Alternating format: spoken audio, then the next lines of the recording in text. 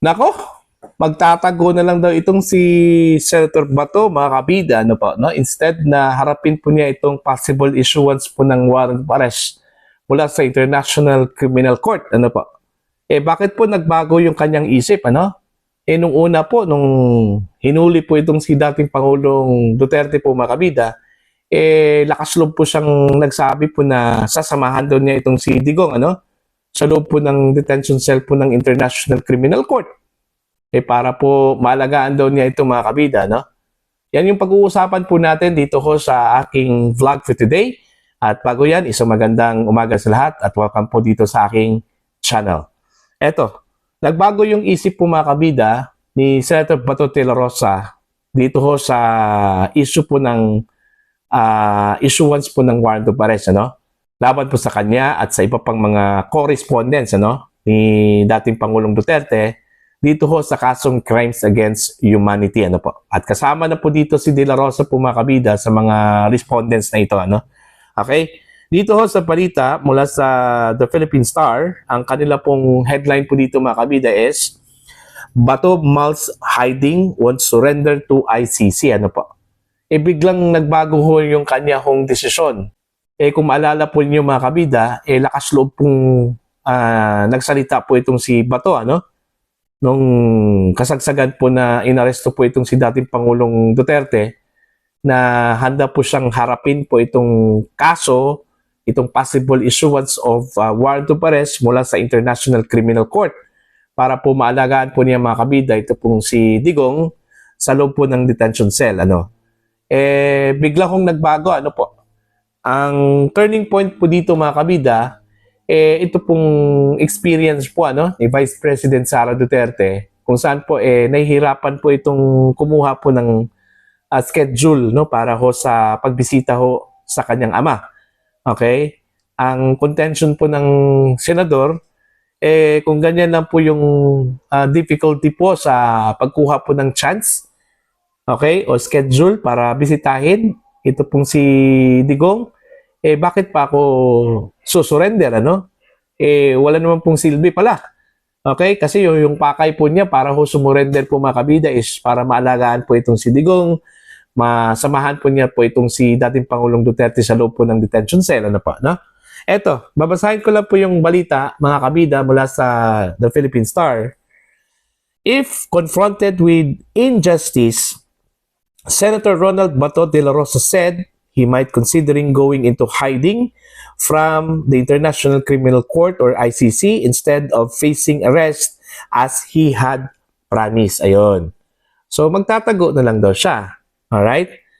By injustice, he refers to the Supreme Court possibly rejecting his petition, questioning the case for crimes against humanity being read against him.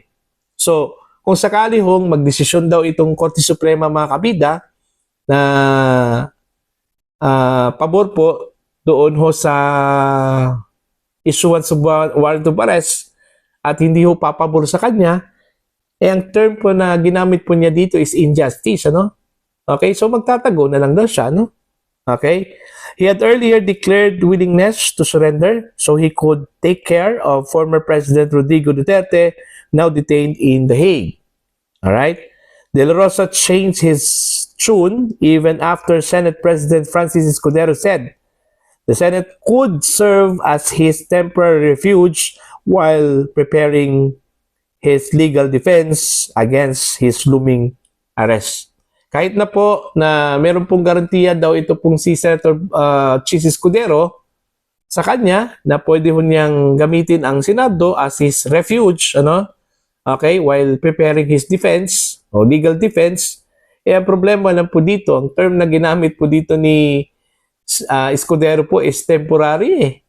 So meaning, naisip siguro ni De La Rosa po, mga kabida, hindi ho abang buhay ako magtatago dyan sa loob. Okay? So, yun po. Pangalawa, ang medyo may mabigat na timbang po dito ho sa kanyang magiging desisyon po, mga kabida, ito pong desisyon po ng Korte Suprema, no? Okay? Kung wala man lang siyang makuhang hustisya dito, magtatago na lang daw siya, no? Parang ganun yung kanyang pagkasabi po, mga kabida. I cannot stay in the Senate forever. We still have other courses of action, De La Rosa said in a phone interview with reporters. Okay? As if hiding is an option, De La Rosa said yes, adding that his next move would be based on the Supreme Court decision on his petition for certiorari and prohibition with prayer for temporary restraining order. Ayun. So, ang mabigat po dito na timbang, ito pong desisyon nga ng Korte Suprema, mga kabida. Kung ang Korte Suprema po ay magdidesisyon in favor to him, so why not? Bakit po siya magtatago? Okay? Pero kung ang desisyon po ay hindi ho papabor sa kanya, o di kaya wala hong ilalabas na desisyon ang Korte Suprema, kagaya po ng nangyari nung time po na nag-apply po ng TRO, ito hong kampo ni Digong para hindi ho matuloy yung pagdala po sa kanya from the Philippines to the International Criminal Court. Wala po. Wala pong inilabas ang Korte Suprema at that time, no? Baka ito po yung mangyari, Yun yung isa sa mga kinukonsidera po, mga kabida, ni Senator Bato de la Rosa. Okay?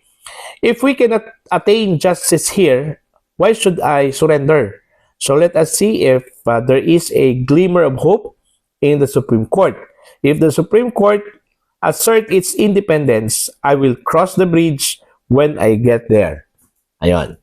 So yun yung sinabi, He also said he changed his mind about volunteering after hearing about the difficulties faced by Duterte's daughter, Vice President Sara Duterte, in securing a visit. Yun nga Yun yung turning point Kasi nahihirapan po itong si VP Sara daw, mga kabida, na mag-secure po ng schedule, para bisitahin po itong si Digong, yung kanyang ama.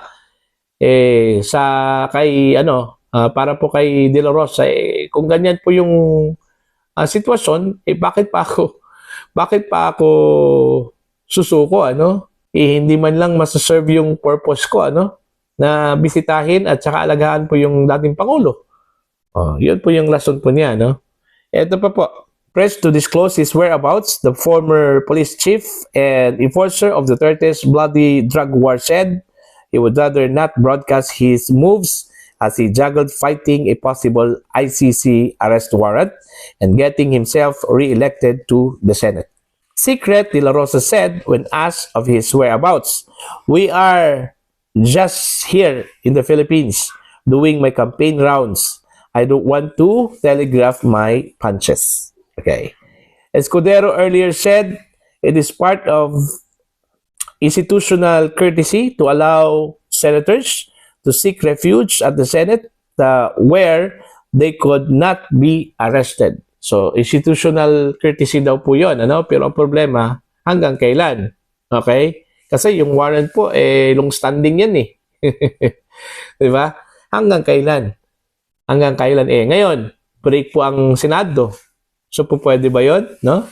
Pwede ba yung mag-seek ng refuge po itong si Senator Bato de la Rosa? Kasi nung time po ni De Lima at saka ni Trillanes po, mga kabida, nung nag-seek po sila ng refuge po sa Senado, in session yung Senado, Okay? So, ngayon, hindi man po session, break man po yung mga senador po natin, pwede ba yun? Nasa batas ba yun ng Senado na pag break, pwede hong kupkupin po ng Senado yung tao, yung miyembro po nila na may warrant of arrest. So, titingnan na lang po natin, mga kabida, kung ano po yung magiging resulta po dito. Kasi may mga experience na po in the past. May mga senador na po na nagtatago. In fact, ito pong si Senator Panfilo Lacson po, mga kabida, parang isang taong mahigit ata itong nagtago, Maging itong si Senator Gringo Hunasan, So, may precedence na po, May precedence na po. Kaya ito, pahabaan na lang po ito ng time, Hanggang kailan po ito? Hanggang kailan po si Senator Bato de la Rosa magtatago po, mga kabida, kung sakali hong maglabas po ng warrant of arrest po itong International Criminal Court. So, ang record holder po dito is si Senator Panfilo Lacson. May isang taong mahigit. So, kung ma-break po ito ni Senator Bato, okay, maging 2 taon, siya yung winner. Siya yung record holder, po. Okay. So, yan lang po, Para po sa inyong comment and for your opinion, you can comment down mga kabida sa aking video. Okay? Sa mga hindi pa po subscribers sa aking channel, please subscribe. Just click the subscribe button, click the notification bell, click all para updated pa kayo sa aking mga uploads. Maraming salamat po sa inyong lahat. God bless po mga kabida.